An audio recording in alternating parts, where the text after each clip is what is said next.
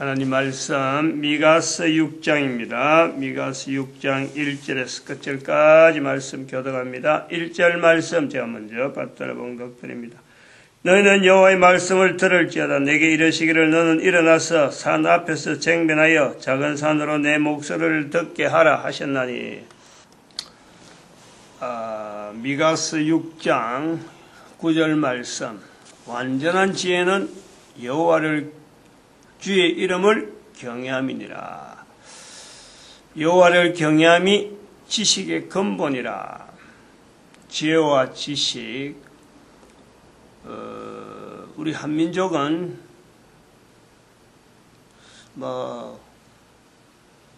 자칭 어떻게 스스로 문화가 높디 문화가 높니 이런 그 내용 같고요. 지금 현재 삼성이 전 세계 어떤 굴지의 기업으로까지 작은 땅에서 이렇게 큰 어떤 기업이 나올 수 있다. 그래서 이걸 우리 민족적인 자긍심으로 이거는 정말 떠벌리는 것밖에 안 돼요. 실속 없는 게란 말이야. 실속.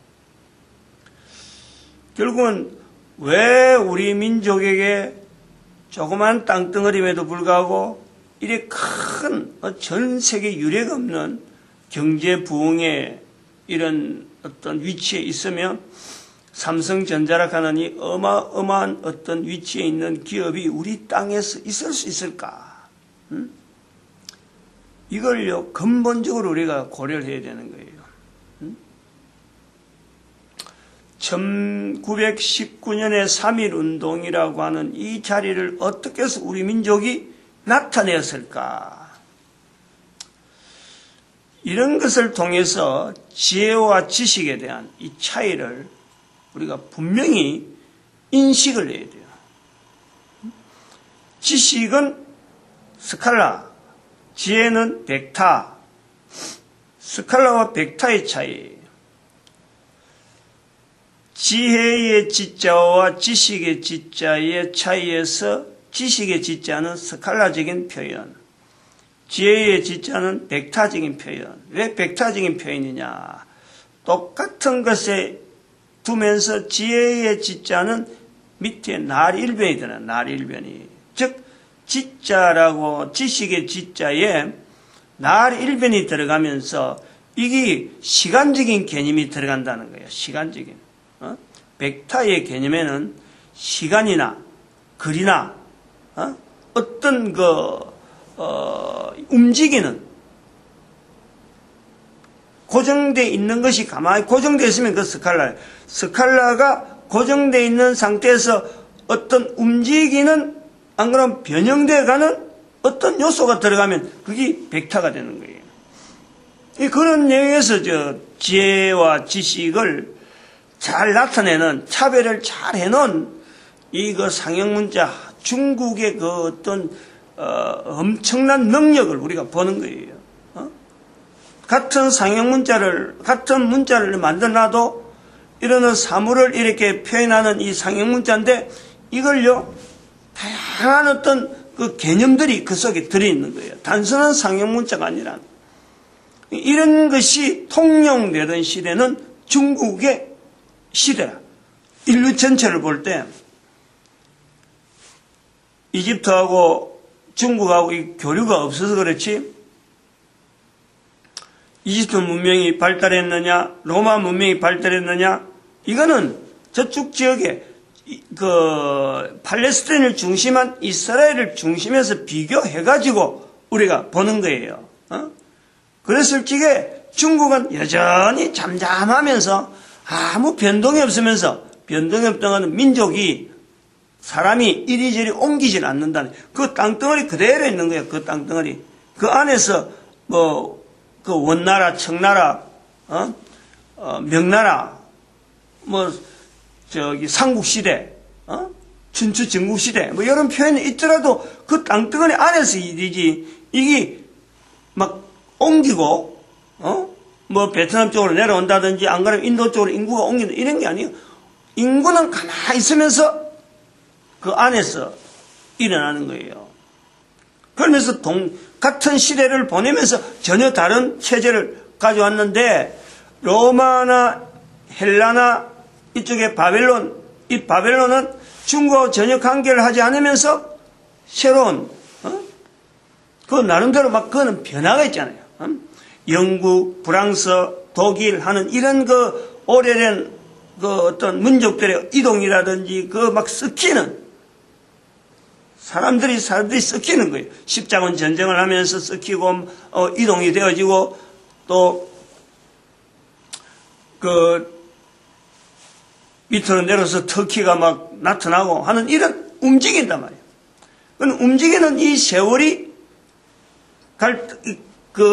마찰이 있던 것이 중국을 통해서 이제 하나로 전 세계 인류가 하나로 드러나게 되는 거예요.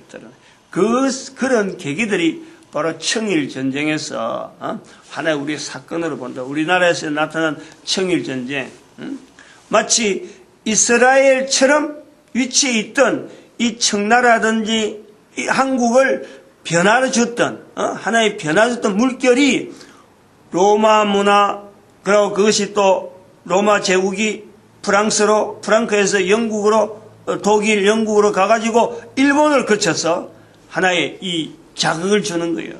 청일전쟁은.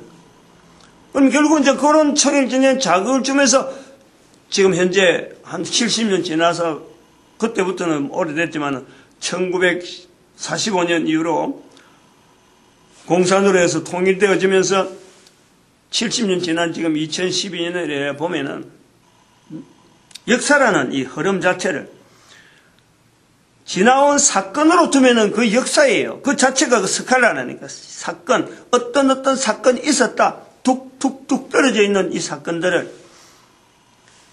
그건 지식이란 말이에요. 그런 사건이 있었다.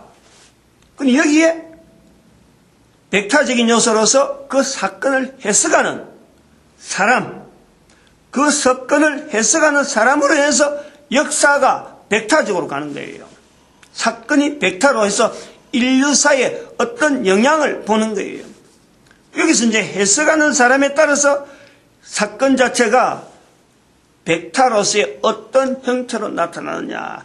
그 사건을 바라보면서 손문이 나오고 이승만 대통령이 나오고 그 사건을 바라보면서 박정희 대통령이 나오고 사건을 바라보면서 이건희 회장이 있는 거예요. 삼성이 나타나는 거란 말이에요. 인류가 어떻게 왔으니까 어떤 준비를 하고 어떻게 지향해야 되겠다 하는 것을 지금 현재 살아가는 사람들이 그걸 보는 거지. 역사가 없는데, 과거에 흔적이 없는데 내가 목표를 둘 수 있나? 전혀 못해. 그런데 분명한 것은 바로 그 역사, 즉 스칼라적인 내용을 어떻게 내가 해석하고 받아들이느냐? 이 받아들이는데 기준. 우리가 지금 한반도 지금 70인 열방의 선지자가 이 부분에서 바른 역사를 가지고 준비하자는 거예요. 바르게 역사를 관점을 가지고 이것을 지향하던 사람들이 지금까지 인류사에서 많이 있었어요. 그러나 기준점이 달랐기 때문에 나폴레옹이라든지 공산주의가 나오고 공산주의 혁명이 막 발생이 되어지고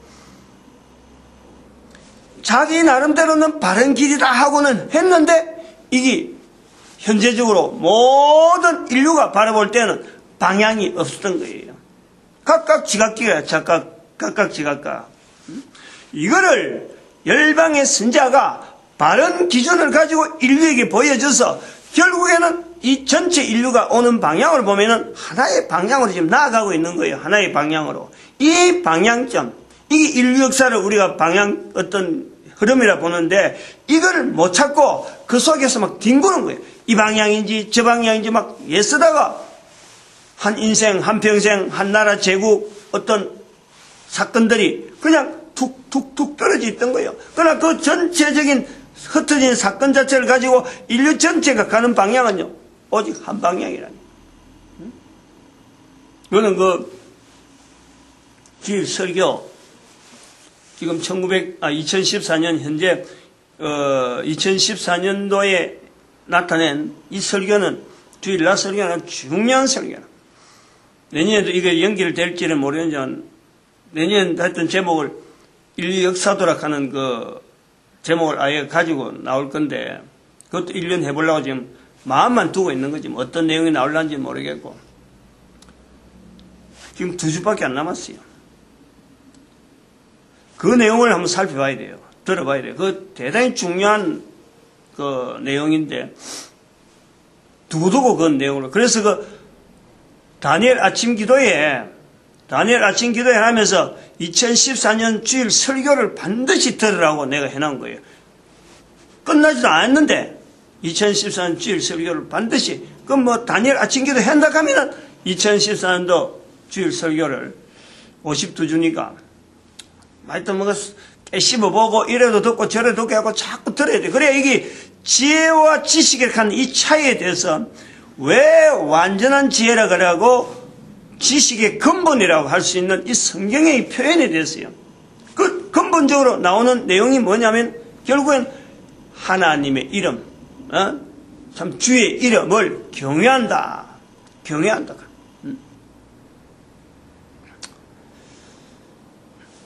조금 앞으로 한 것 조금 더 정리해 보면은 다시 말하면 인류 전체가 한 방향으로 갈 수밖에 없는 지금 시점에서 보면은 2014년 지금에 보면은 그 두 가지를 우리가 그 흐름을 중국과 저 로마 제국 그쪽에 큰 흐름에 두 동시대에 있으면서도 불구하고 교류가 안 되었는데 이 로마 제국하는 이 해양 문화를 가는 저는 그 해양 문화 중국은 대륙 문화를 가는데 이 전체 인류를 우리가 두 분류를 딱 봤을 때 지금까지 오는 과정에서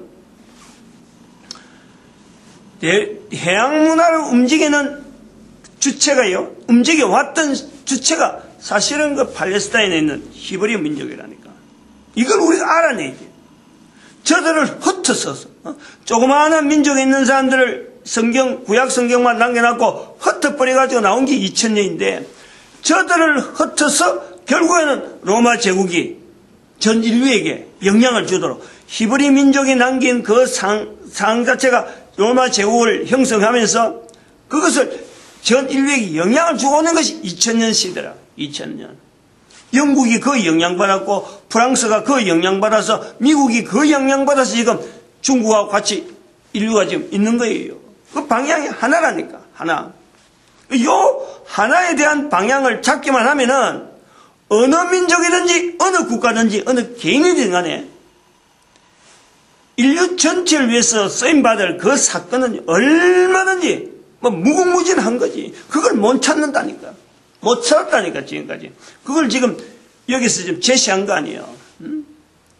부활통일 시대라 하는 시대 자체를 제시한 것만 해도 이게 대한민국의 그 위치가 1919년의 사건에 버금갈 정도로 그것하고 어떻게 해서 지금 대한민국이 지금 현재 경제 부흥이 됐느냐 이 연결을 반드시 1919년 사건 그 다음에 홍익인간 우리가 남긴 홍익인간 그리고 단군 할아버지에 대한 그 개념을 창세기 10장으로 들어가야 됩니다.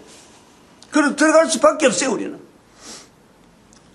가야 되는 거고 이런 역사의 흔적들을 나를 통해서 전 세계 인류의 역사 그 방향에다가 맞춰볼 수 있는 그 백타적인 역사 해석을 할 수만 있다면 그게 바로 지금 현재의 지금까지 남긴 인류 전체의 발걸음 중에서 나폴레옹이나 징기스칸이나 하는 이런 엄청난 인물들 모하메드나 마호메트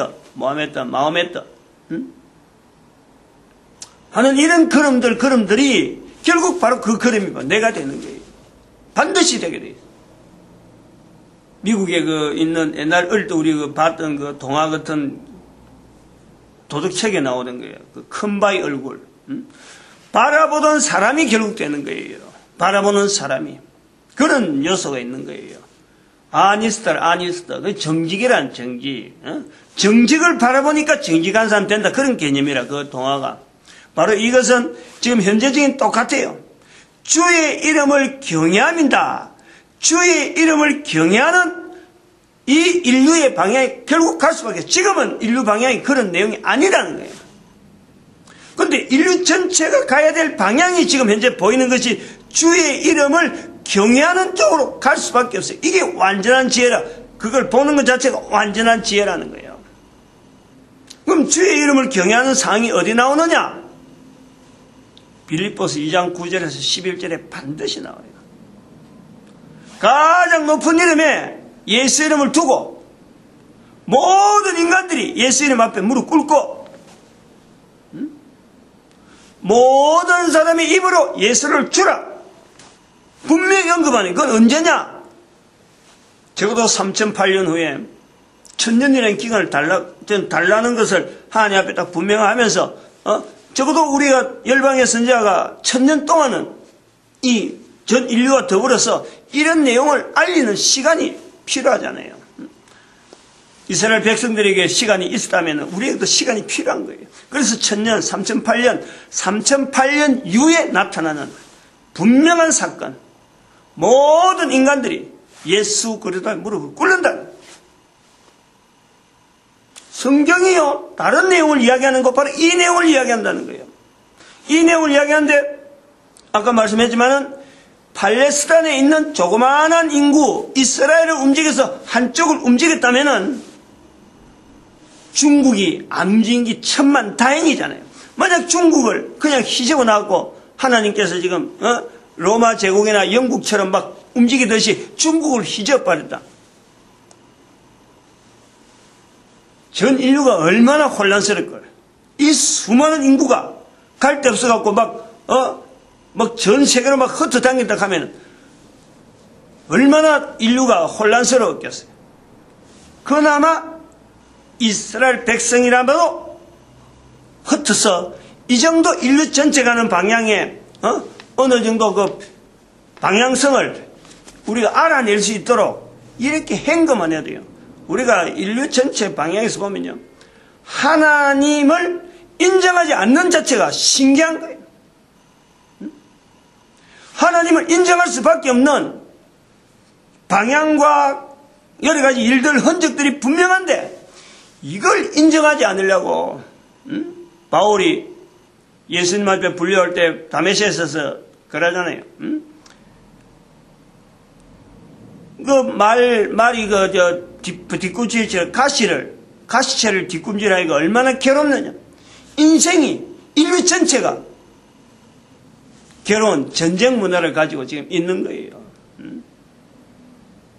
전쟁, 노예, 고통, 산업혁명, 공산주의, 피비린내, 우리나라의 남북한, 한국 동란, 이런 전쟁의 인류 역사를 안고 있는 거예요. 그리고 지금도 교황은 이것에 대해서 전혀 자기 책임이라고 자기 스스로를 땅에 내려놓지 않고 이를 저지른 분명한 원흉이면서 말이지. 그 교황이라는 자리가 그렇다. 원흉의 자리가 있다니까.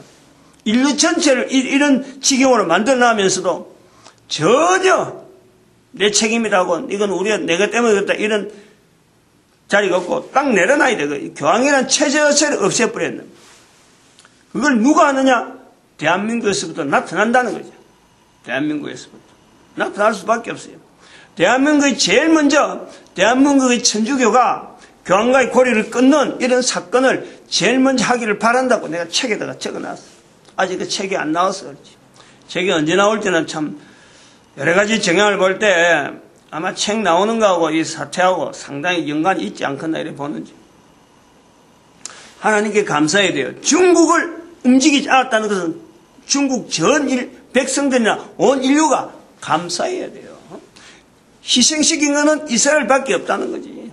즉 다시 그 희생이라는 게 뭐냐? 오늘 본문에 나오는 16절에 너희가 내 백성의 수욕을 담당하랴.